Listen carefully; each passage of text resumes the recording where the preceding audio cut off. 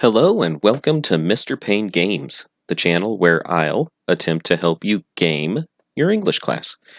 If you like this content, do me a favor and hit the like and subscribe buttons so you won't miss new episodes. That'll help me out.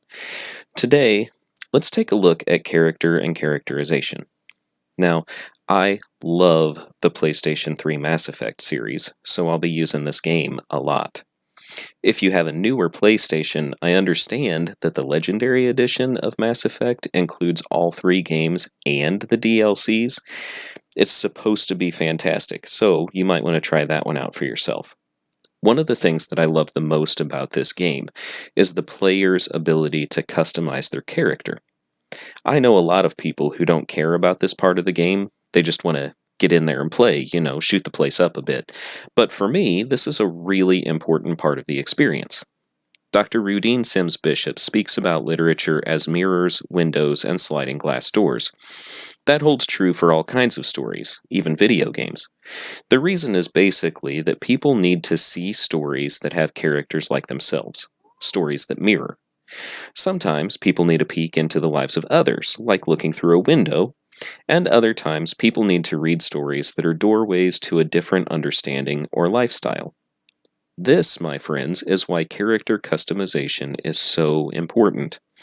You can make Commander Shepard have similar physical traits as yourself, or be completely different. Now, of course, the commander is military personnel, so the choices are somewhat limited there. The game won't let you make Shepard 500 pounds, for instance. Also, it was made in 2007, so the technology and the hairstyles were somewhat limited. Still, the game allows you to make a lot of choices. Like you can choose to be male or female, which is admittedly problematic for non-binary people. Sorry about that, it's just a game. And, as you can see, your Shepard can have a variety of skin colors, eye position, mouth size, hairstyles, and really quite a bit more options. It's even kind of fun to create a goofy-looking Shepard, because part of the game is trying to find romance. So there's a lot of flirting. And it's like, nobody would actually be attracted to this troll. Furthermore, some of these choices, they impact aspects of the game later on.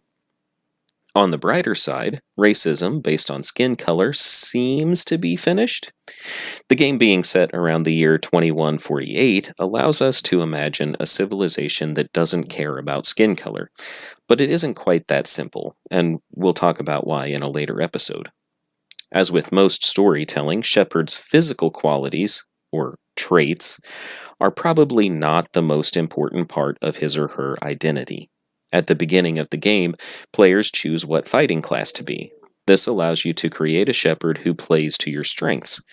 Do you like to rush in and fight in close quarters? Maybe you should try being a soldier or a vanguard. Do you prefer to use sniper rifles? Then you might choose to be a soldier or infiltrator. Or maybe you like a balance of these options, so being an engineer, adept, or sentinel might fit your playing style. Whatever your playing style is, you can decide what kind of character to be. Now, personally, I like to hang back and let others do the heavy lifting, so I prefer the infiltrator class. That lets me use long-range weapons. But I won't judge you either way. You do you. Even that choice, though, about what class to be, it doesn't really get to the most important part of your character's being, what makes them who they are. The other thing that Mass Effect does really well with characterization is give players the ability to choose what kind of person Shepard is. Throughout the game, players are presented with situations where they choose to be either a renegade or paragon. In other words, kind of a jerk, or polite and considerate. When we think about literature and characters, these are the things to think about. To some degree, their physical traits are important. Often what a character looks like lets readers know what kind of character they are, and it can also be a mirror, a window, or a doorway. Ultimately, though, a character's personality is often what readers really connect with. The traits that are not visible, but that are demonstrated through their actions, those are the really important things. Now, keep in mind that this is just an overview of character and characterization. It is in no way comprehensive. What I'm saying is that you'll still need to pay attention to your teacher and take those notes.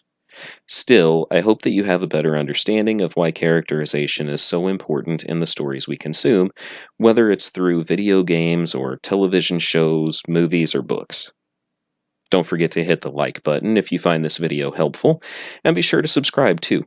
In the comments section, tell me what kind of character you like to be whenever you play. Are you more of a tank or a support character?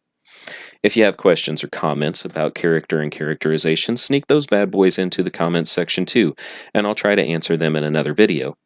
I'll be coming back with all kinds of helpful stuff in the future. For now, go out there, make the universe a better place.